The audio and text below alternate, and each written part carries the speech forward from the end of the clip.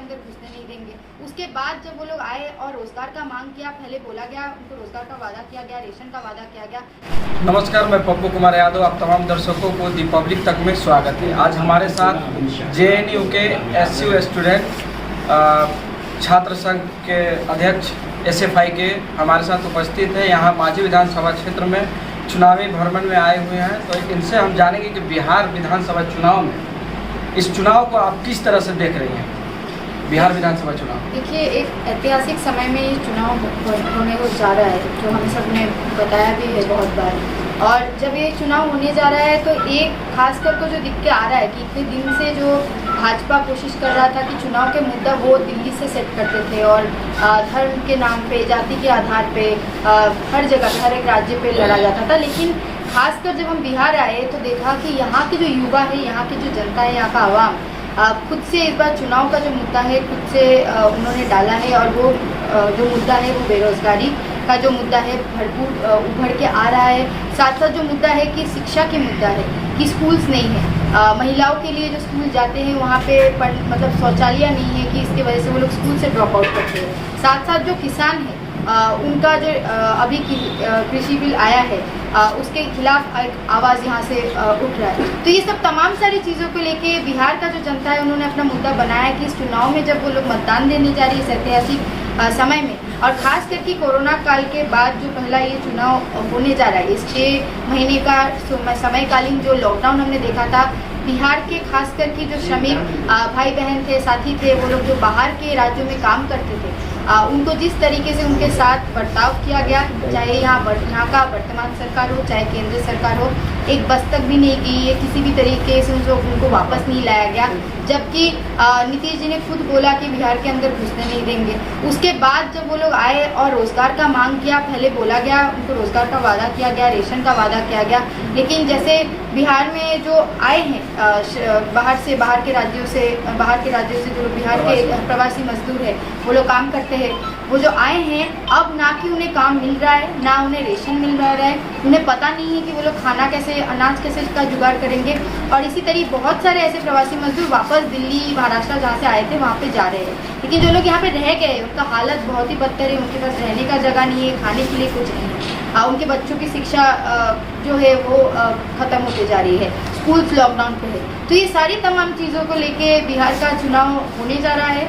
और बहुत अच्छी बात है कि बिहार का जो जनता है इन्होंने डिसीजन जो लिया है कि ये जो जदयू और भाजपा का जो एक गठबंधन यहाँ पे बना है और जिस गठबंधन यहाँ के जनता को ठगाते आ रहा है, यहाँ का मतदान से खिलवाड़ करते आ रहा है, उसको हटाना है। ये अच्छा, हम देखेंगे कि SFI बिहार के सड़कों पे या देश के अनेकों यूनिवर्सिटी में लड़ाई करती है स्टूडेंटों के लिए।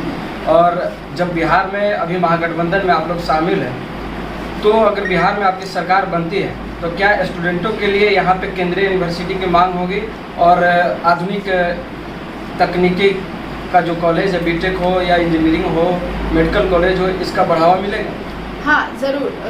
SFI ने इसको लेके आंदोलन मतलब देश के हर एक कोने में किया है, बिहार में भी किया है। ऐसा नहीं है कि चुनाव से पहले बिहार में नहीं हुआ है।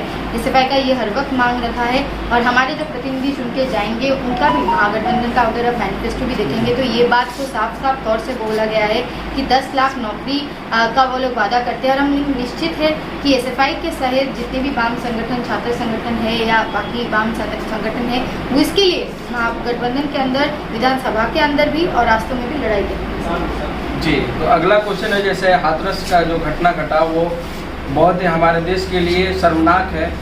ऐसे चीज़ों को देखा जाए तो बिहार में मुजफ्फरपुर जो बालिका गृह कांड हुआ, क्या ऐसे चीज़ों पे आपके महागठबंधन की सरकार क्या करेगी? देखिए, पहले तो बात है कि भाजपा जिस तरीके से दोषियों को, आरोपियों को लेके सपोर्ट में निकलते हैं, वो हमने शायद देश में ऐसा कभी देखा नहीं है कि जो लोग आरोपी हैं बहुत सारे केसेस में उनके लिए एकदम फ्लैग लेके ये लोग निकल जाते हैं सपोर्ट के रैली में। लेकिन बात ये है कि महागठबंधन की तरफ से और हमारे जो भी मांझी से भी जो प्रतिनिधि है या बाकी जगह से भी प्रतिनिधि, उन्होंने साफ साफ तौर में बोला है कि अगर ऐसे चीज़ें हो रहे हैं तो पहले तो जो दोषी है उनको सज़ा देने की ज़रूरत है और साथ साथ लोगों को अवेयर करने की ज़रूरत है, इंफ्रास्ट्रक्चर बनाने की ज़रूरत है कि ऐसे हादसा ना हो रिपीट। क्योंकि सिर्फ हादसा ये होना उसके बाद दोषियों को सज़ा देना ही एक तरीके का इसका उत्तर नहीं है। लोगों को ये बात भी अवेयर करना कि लड़कियों का पढ़ना लिखना, उनके लिए स्पेस बनाना समाज में बहुत ज़्यादा ज़रूरत है। और जब लड़कियाँ पढ़ेंगे लिखेंगे आगे बढ़ पाएंगे तो एक स्पेस लड़कियों की आवाज़ को इस समाज के अंदर कहीं ना कहीं बुलंद किया जाएगा। जी, आखिरी क्वेश्चन है, जैसे अभी आप माझी विधानसभा क्षेत्र में घूम रही हैं और सारे विधानसभा क्षेत्र में घूमे जहाँ जहाँ माकपा का उम्मीदवार, तो यहाँ क्या लग रहा है कि आपका जो प्रत्याशी है डॉक्टर सत्येंद्र यादव, क्या वो माझी के जनता के लिए कुछ खास कर पाएंगे?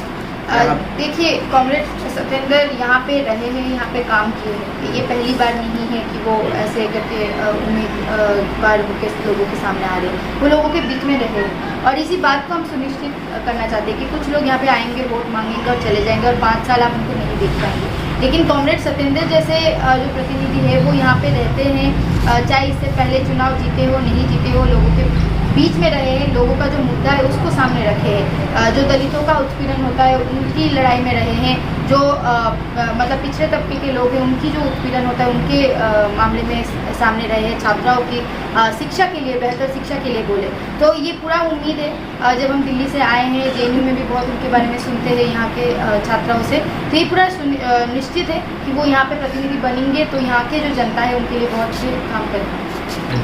आखिरी ले लेते हैं कि जैसे माझी के आवाम के लिए आपका संदेश क्या रहेगा? आप JNU से आई हैं तो कुछ उन लोगों के लिए संदेश। मेरा संदेश यही है कि आज देश के अंदर जिस तरीके से सांप्रदायिक ताकतें बढ़ती जा रही है तो उसको रिजेक्ट करने के लिए आप लोग अपना मतदान जब देने जा रहे हैं तो ये बात को देखिए कि इस देश के अंदर धर्मनिरपेक्षता को बचाने की बहुत ज़्यादा ज़रूरत है, इस देश की संविधान को बचाने की बहुत ज़्यादा ज़रूरत है। क्योंकि आज अगर रोज़गार और शिक्षा की बात करें वो तभी हो पाएगा जब हमारे देश के अंदर सब कुछ अमन और शांति देश के अंदर है, और साथ साथ रोज़गार का मुद्दा, शिक्षा का मुद्दा बहुत इम्पोर्टेंट है। इसीलिए महागठबंधन को जितवा के आप हसुआ हथौड़ा तारा छाप में मतदान देके कॉमरेड सत्येंद्र जैसे प्रतिनिधि को भेजिए विधानसभा की वो आप जो माझी के जनता है उनका आवाज़ को बुलंद करें। जी, बहुत बहुत धन्यवाद। ये हमारे साथ जुड़े थे JNU के छात्र अध्यक्ष IC घोष जी, और इसी के साथ आप तमाम दर्शकों को एक बार फिर से स्वागत।